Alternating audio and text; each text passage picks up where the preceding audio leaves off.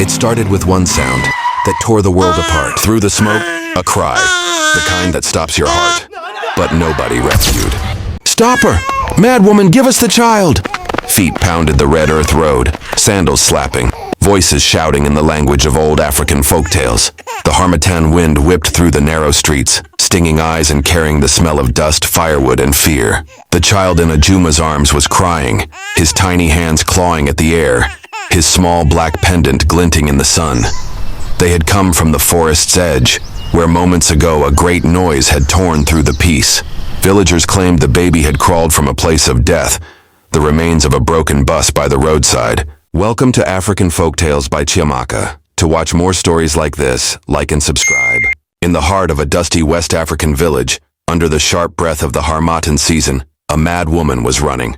Her name was Ajuma, the wild one of Oruama, and in her arms she clutched a baby no more than 6 months old, wrapped in a torn cloth. Behind her, the cries of the villagers rose like the beat of ancient drums. Stop her! Mad woman, give us the child! Feet pounded the red earth road, sandals slapping.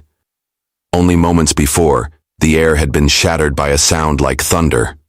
A bus, painted in bright colors now smeared with dust and fear, had collided with a great tree at the edge of the forest.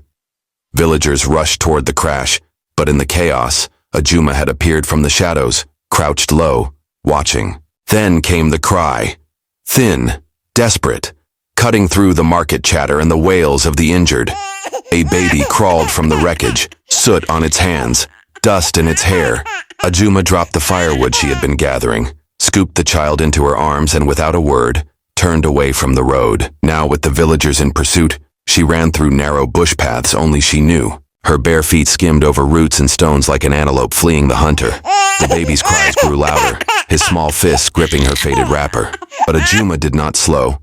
She knew in her bones, this child was not an omen of death. Ajuma vanished into the green shadows of the forest, the baby pressed tightly to her chest. The cries of the villagers faded behind her, replaced by the whisper of leaves and the distant call of a hornbill. She walked until the sun dipped low, stopping only when she reached her hidden refuge, an abandoned clearing near a stream, a place the village children feared, because they said it belonged to the forest spirits. That night, under the wide arms of a mango tree, Ajuma named the child Obi, heart, for in that moment, she decided this would be her only heart in this life. From then on, Obi's life followed the rhythm of the bush, not the rules of a compound. In the mornings, Ajuma carried him to the river, bathing him in the cool shallows while humming those strange wordless songs passed down in old African folktales. In the afternoons, she fed him mashed pawpaw when his teeth were small, boiled yam when they could chew, and roasted river fish on rare lucky days. At night, she told him moonlight stories of spirit children, griots and ancestors who walked unseen. But though the forest kept them safe, the village never forgot. Whenever Ajuma appeared in the marketplace to barter for salt or soap, whispers followed her like the shadow of a hawk. That's the mad woman who ran from the bus crash. They say the baby was cursed, a spirit child who crawled out of the dead. Look, she hasn't even cut his hair. What kind of life is that? Ajuma ignored them, but Obi heard everything. He learned early to walk with his head down, to hold Ajuma's wrapper tight when the stairs grew too long. Still, the boy was quick, too quick for someone who had never sat in a classroom. By the age of 5, he could count market coins faster than Mama Kuti, and he knew every tree between the clearing and the river. Once, he spotted a black mamba coiled near Ajuma's path before it struck, pulling her back just in time. Ajuma cupped his face with her rough palms and whispered the words of an old proverb. Eyes that see in the forest will one day see beyond it. But the other children of Oruama saw only strangeness. They called him Nwa Onye Ara, mad woman's child, and chased him away from their games. One day, a boy grabbed the black pendant that hung from Obi's neck. Ajuma had snatched it back so fast her nails left red marks on the boy's wrist. Never take this off, she warned, her voice as sharp as the thorn bushes at the forest's edge. It is yours. It will always be yours. And so the years passed. But Ajuma knew something the villagers didn't. Obi's mind was hungry for more than the forest could give. And one harmattan morning, she decided it was time for the child to step into the world beyond the trees. The harmattan wind was sharp that morning, scraping the skin like a blade. Obi sat cross-legged on the packed earth floor of their one-room hut, tracing numbers in the dust with a stick. His thick, coiled hair framed a face sharpened by curiosity, though he still wore the faded green shirt Ajuma had bartered for 2 seasons ago. Around his neck, as always, hung the black pendant, its rope cord worn smooth with years of touch. Ajuma stepped out from the doorway, her tall frame wrapped in a maroon wrapper faded from sun and years of washing in river water. After class that day, Mr. Ez didn't send Obi home right away. Instead, he took him to a quiet spot behind the headmaster's office, where the Harmattan wind carried the smell of dust and distant cooking fires. The teacher's hands trembled as he opened the pendant again. He touched the photograph of the man. "This is my brother, Chima," he said, voice breaking. "And this is his wife, Adeze. They were traveling to the city years ago when their bus crashed near this very village. Everyone said the fire consumed them all." His eyes met Obi's. "But they were wrong. Their child, you, survived." The words struck Obi like a drumbeat in a moonlight folktale. Unbelievable, yet carrying the weight of truth. Mr. Ez pulled a battered phone from his pocket, his thumb shaking as he dialed. When the call connected, his voice cracked. "Brother, I found him." On the other end came silence, then a breathless question. "Found who?" "Your son." Hours later, word spread like Harmattan fire through Oruama. The mad woman's child was the lost son of a wealthy man from the city. Village gossip swirled in every corner. Is it true? Will he take the boy away? What will happen to Ajuma?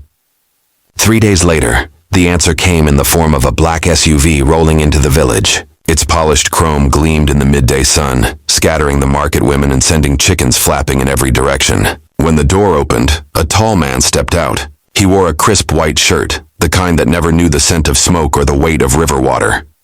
His skin was the same warm brown as Obi's, and his eyes shone with unshed tears. His gaze scanned the crowd until it found the small figure standing beside Mr. Ez. In 2 long strides, he was there, kneeling in the dust.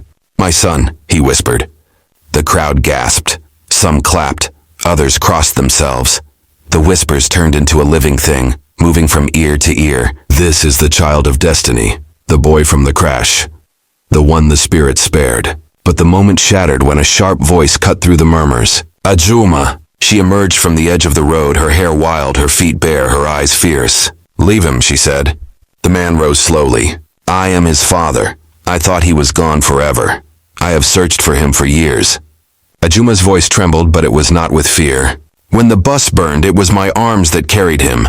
When the forest was cold, it was my fire that kept him warm.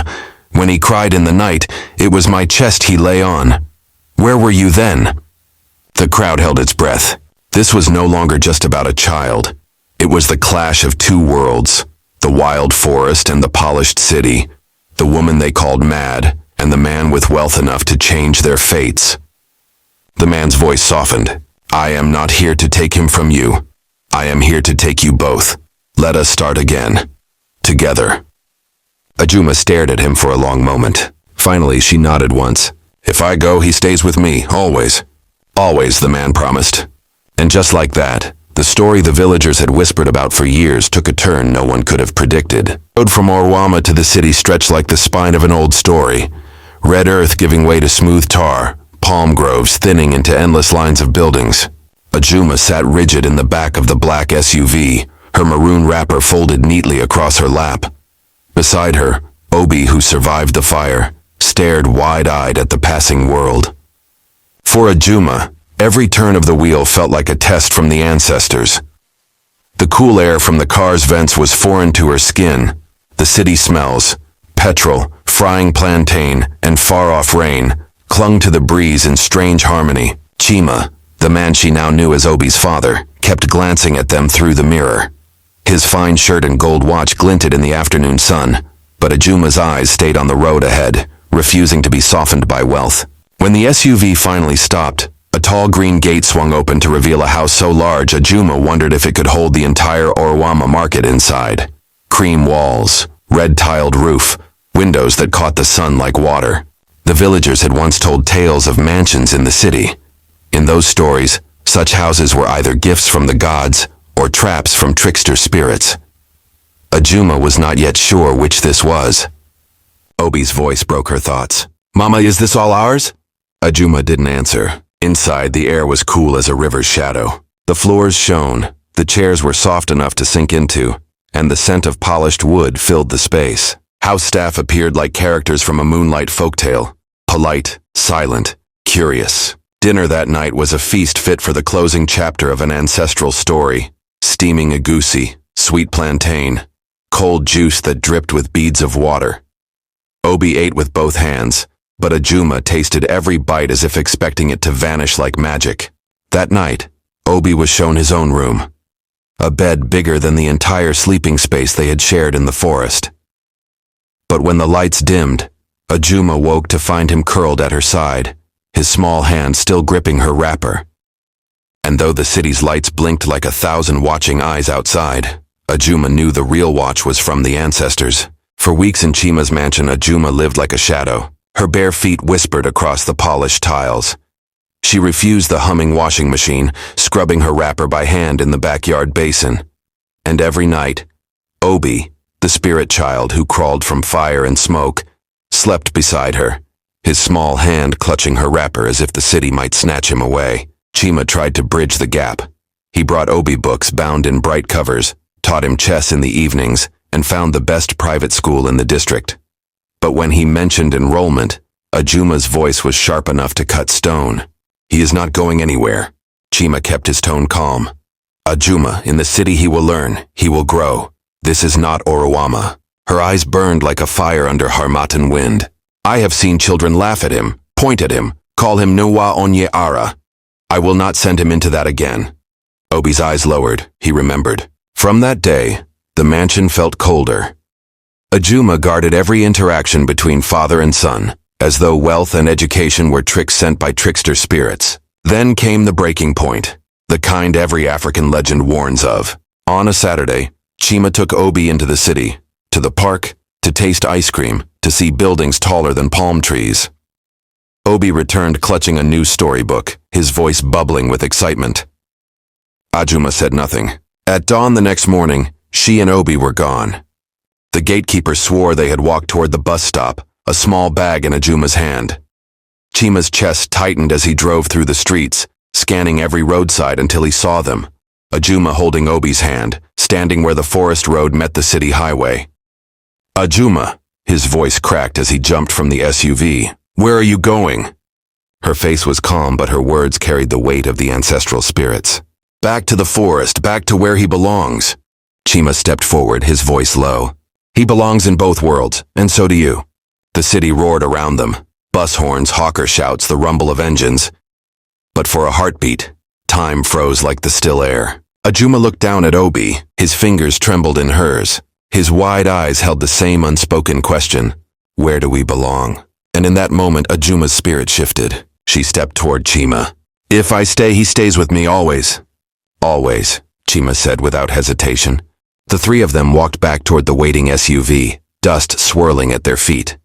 Above them, the mad woman, the child of destiny, and the city father bound together not by blood alone, but by the story they now shared. And somewhere deep in the unseen world, the ancestors nodded. For in African tales, endings are never true.